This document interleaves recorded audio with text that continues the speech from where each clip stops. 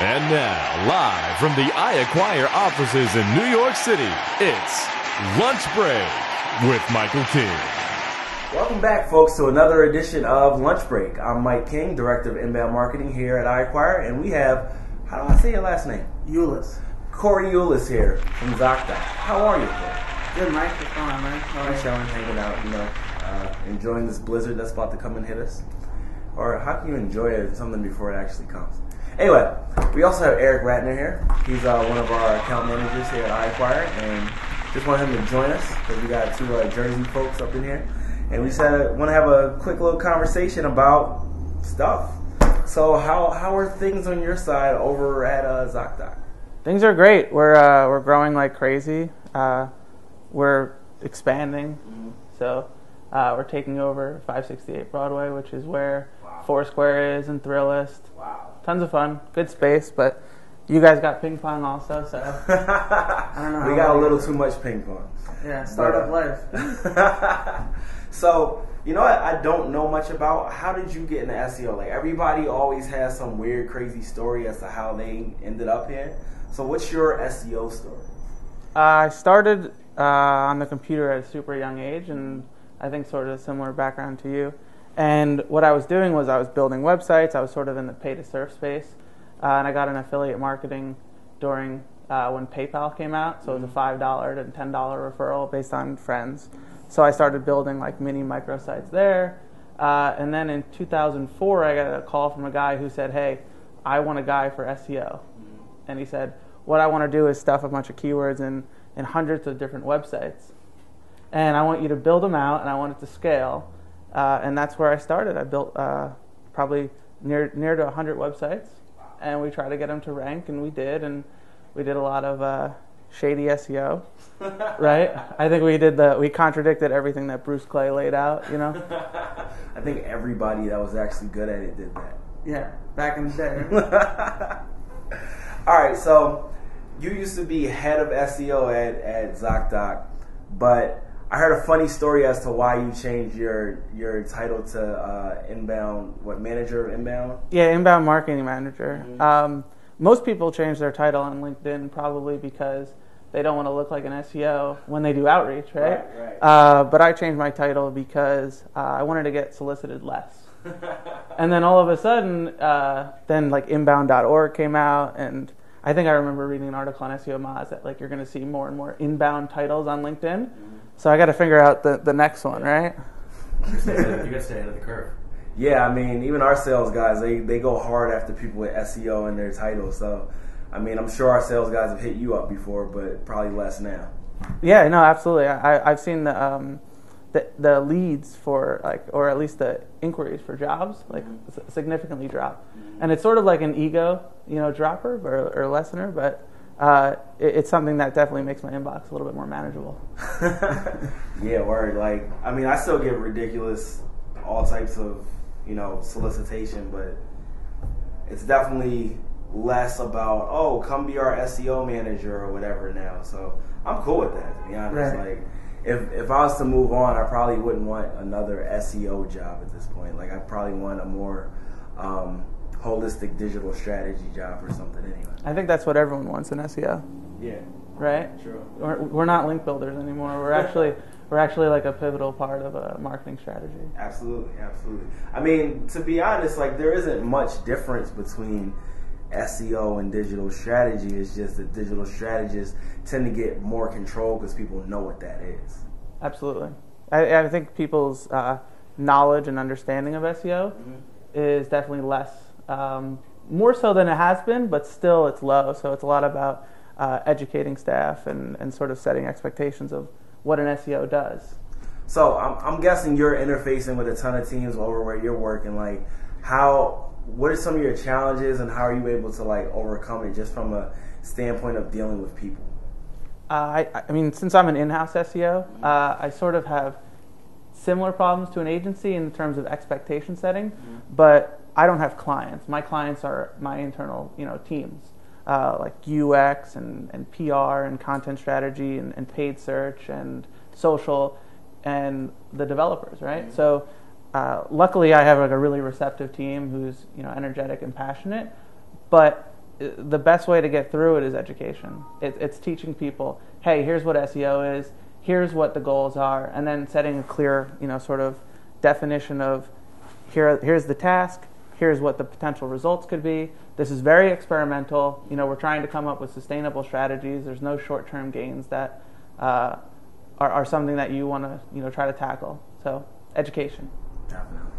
So I'm kind of fascinated because you guys have such a large site, but I'm gonna keep it moving because I understand you guys don't like talking too much about what exactly happens. Startup, man. Yeah, it's yeah. You gotta stay ahead of the curve. Definitely. So there's been this kind of a debate over whether or not PPC is inbound marketing. How do you feel about that? I mean, what we're doing is we're targeting a keyword, we're defining what the user intent is, and we're building pages to try to increase conversions. Right. I think it's very similar. I work closely with the paid search guy at our team, and we need to define, the user is a user, whether they come from a paid channel or SEO, Right. and they're coming from primarily Google. So our customer is the same, so we got to make sure that we're on the same page. So I would consider it very similar. Obviously, there's different skill sets that are going to be needed for each individual role, but it's very similar. Okay. So what do you think about this new, well, not new, because it was kind of something that we were talking about like late 2011, but what do you think about Eric Schmidt coming out in his new book and saying that author rank is going to basically supplant page rank? Yeah, so I think it's something that we need to pay attention to, and it's definitely sort of transforming our industry, taking away link building as we know it to define authority, right, and setting up this agent rank. But we've been reading about it since the patent came out, and SEO by the Sea came out with the article in 2008 or 7, and basically said that this digital signature that you're assigning to a person is going to be the new page rank, and you're going to pass your authority on to another person.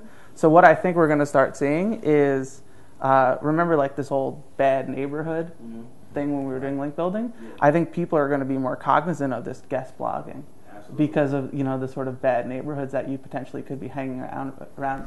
So how do you feel about guest posting right now? I feel like, well, I want to know how you feel about it. How do you feel about guest posting right now? Good question.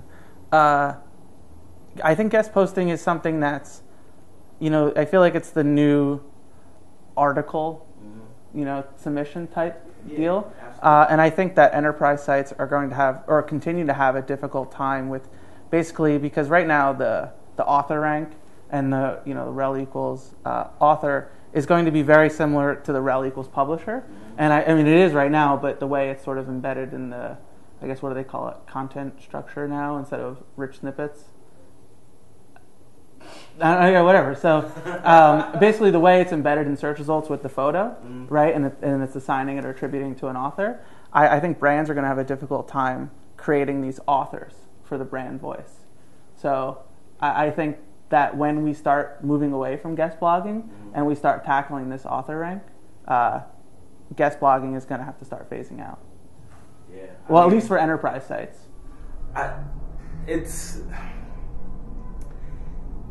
The problem with it to me is okay, content marketing is supposed to be this Trojan horse for us, where it's we're not going to blast you with interruption messaging and stuff. We're going to get you, for the things that you're actually looking for. And then what's going to happen with all these really bad guest posts is people are going to start realizing, okay, this is garbage too. So they're gonna put their blinders up. It's gonna be kind of as bad as display is right now, where people are just ignoring it. So I feel like if we don't fix this, or at least invest in better quality in these guest posts, that we're gonna kind of run that tactic into the ground. Not even just from the standpoint of Google and what they think. It's about what does the audience think? They're gonna just be oh, another guest post. This is clearly not written by an expert. I think that's the real problem with guest posts. I agree with you. I mean, the problem right now is, as you mentioned, is people's sort of their understanding of guest blogging right now is completely like smarter than it was 5 years ago. People sort of, they sort of ignore the nonsense, right? So, it's not something that I'm gonna start pursuing, and something that like when I get emails and requests of, hey buddy, what do you think of this on GChat, I probably would say like stay clear, focus on building great content. You're gonna see a lot more startups start popping up for content and scaling like really great content. So if I had to recommend a young 14-year-old a job, it's content development. It's going to be something that a lot of companies are going to start paying for more and more. Definitely. We will be right back after these messages. We're going to talk about Mac.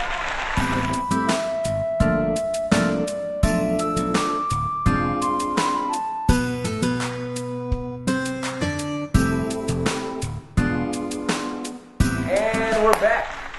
So we're talking with Corey Eulas here from ZocDoc.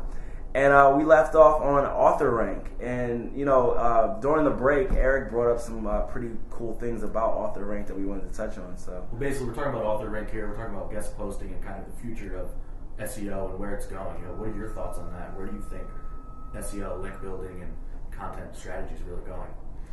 Well, I think it's a good question. I don't know what I think. I mean, I think it's something that we're all trying to figure out right now. We're all trying to identify what is what is the next trick that we're all going to be doing.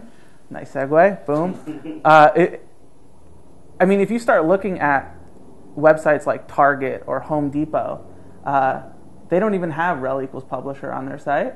So what did Matt Cutts recently say? That the usage of no-follow links is in the single digits in a recent video. So I think the adaptation of getting high-quality authors on websites we're far from that. I think it's going to be a 2-year out strategy.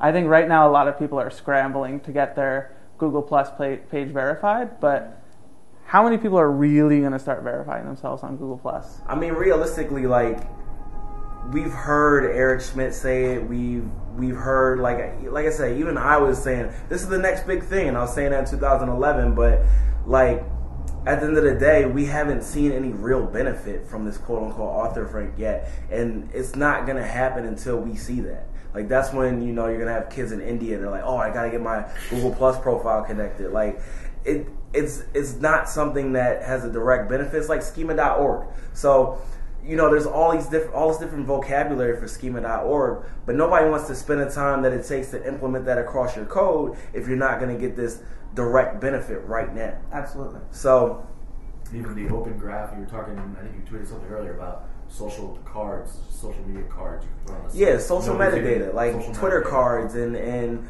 open graph tags. Like most pages don't have that, but there's definitely a benefit from those because the way I look at metadata is like, it's having your content make the best first impression on your users.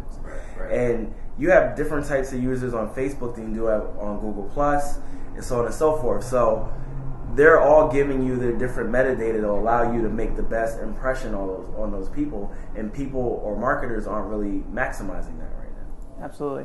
I mean, if you look at the rich snippet tool right now to test pages. I actually tweeted Matt Cutts today that there's an error on when you start looking at the examples. I mean, if you go on the review or rating example of schema, they use Yelp, and it renders that there's no review or rating schema on the page. Wow. I mean, I think we're in a really like beginning new stage, in doing this right now, and I would say that like if people are looking at what the next link building is, they're probably looking at the wrong thing. Yeah. I think as an industry, we should be focusing on user experience and conversions and integrating content into like an amazing user experience. Yeah, no, that makes sense. And I don't know how to do that yet, but I think a lot of us are figuring it out. The problem is like those things tend to be owned by the other disciplines. Like UX owns that, creative owns that, content strategy owns that. So it tends to be difficult for us as SEOs to like say, hey, we want the experience to be like this. They're like, no, sit down, do your meta tags, and we will handle that. So I think you're right. I completely agree, but I think it's still difficult for us to make that happen. And if you could make that happen, that would be an amazing magic trick. So I think that you actually had a really good deck, and I don't know how long ago it was, but I actually sent it to our UX team and a lot of friends that I have that work in SEO and design. It was like UX loves SEO and SEO loves UX. So I think it's kind of changing. If we change the way that we present SEO to the UX team and we build a more collaborative environment, we'll both see our KPIs improve. So if I work with the UX team, it makes rising tide lifts all boats, right? So everybody wins. Yeah. And Jonathan Coleman, who I presented that deck with, he's been making some huge strides in that like space. He's no longer like an SEO by title. I can't remember what his title is now, but he's more about like the user experience and information architecture. And he's been making large strides as a thought leader to like bring those two worlds together and bringing content strategies together with SEO and stuff. So I think as an industry we're pushing towards it. It's just the other ones aren't completely ready for us yet. Right. There was a recent post on SEO Moz, I would say within the past 2 weeks of, I don't know who wrote it, I'm sorry. Basically, whoever wrote it, they created this dummy website, like a dummy e-commerce site, and they kind of suggested all these different ways that you can put content in and also make it readable for the search engines, like expandable divs and things like that. I saw that. Yeah. Right? Yeah. And I was like, Mike King wrote about that 2 years ago. Because I remember your example was it LG or Maytag, right? LG. LG page, yeah.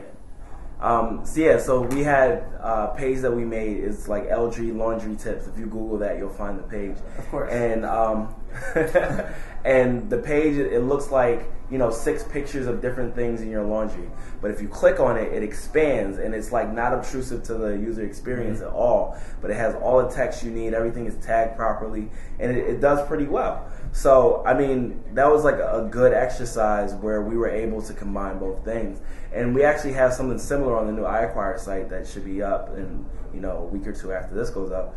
And we have that same type of experience about our offerings. And that's why it was really important to me, like, we build our new site and make it have like perfect SEO. So we can just, whenever a client says, oh, that's too much text, I can just be like, oh, look at our site. Right. Yeah, I mean, I always look at SEO Moz, and I'm like, are they doing it as good as they should, or like Search Engine Land or That's a good point. Yeah. Search Engine Journal? I'm like, what are these guys doing? Because these are the ones who have like the most freedom to do a lot of SEO experiments. So yeah, I mean, at the same time, like even Moz, I know they have like an old CMS, and they still have to deal with things go through a lot of people to make it happen. Like it's just like dealing with any other site, even though you expect SEO Moz to be perfect because it's SEO Moz. So not to go off track, but you do magic. Why don't you tell us about that? I would prefer probably not to talk about it because like I'm already not cool because I do SEO, right? Like we're like computer nerds, and then I drop 3 notches down when I say that I do magic. But yeah, I mean, I like magic. It's fun. It's like comedy in the sense of you're just like making people happy for free. So you're not going to get ladies with it. So if you're looking at this as something to kind of break the ice, it's not a good idea. I'm like the 8-year-old at the party who's like, want to see a trick? Want to see a trick? And then people are like, nah, man, I don't want to see a trick. You pull a quarter out of behind somebody's ear? I can do. I mean, I'm pretty good at it. I would say I'm an amateur magician, but I was impressed when I saw it. I made a graph at our office right now where basically it said people's interest in my magic and then time, right? And it was like right when I started, it was like at a peak. Everyone was like, oh, super interested. And then like over time, nobody's interested in the graph. So we're in the long tail of magic interest right now. I mean, once in a while, someone will be like, hey, Corey, do a magic trick. Sort of like, I'm a monkey who needs to dance, right? But other than that, no one's interested nor amazed because I am not really a magician. Do you just always have something up your sleeve? I was actually going to bring it. Very good, very good. I'm proud of that one. That's horrible. Okay. Back on track. How do you feel about not providing? It kills us, man. Like on one side, I want to be the most analytical guy ever, and I want to like prove ROI for SEO. I want SEO to be something that's not a cost center for a business. I want to be something that I can stand here and definitively say like, hey, here's what we did. Here are the keywords that started driving traffic, and here are the results. I mean, if you start looking at Google Analytics and how much sample data they have, especially when you're working with like larger websites, and how many analytic websites I still have attached to my Gmail, it's like insane. Yeah, we do some pretty cool data dives right now for clients that never. Well, not clients. Sorry, I don't mean clients. For people in my Gmail that just never disconnected. Yeah, or friends that say, "Hey, can you look at this? Yeah. What is this? Why is Google?"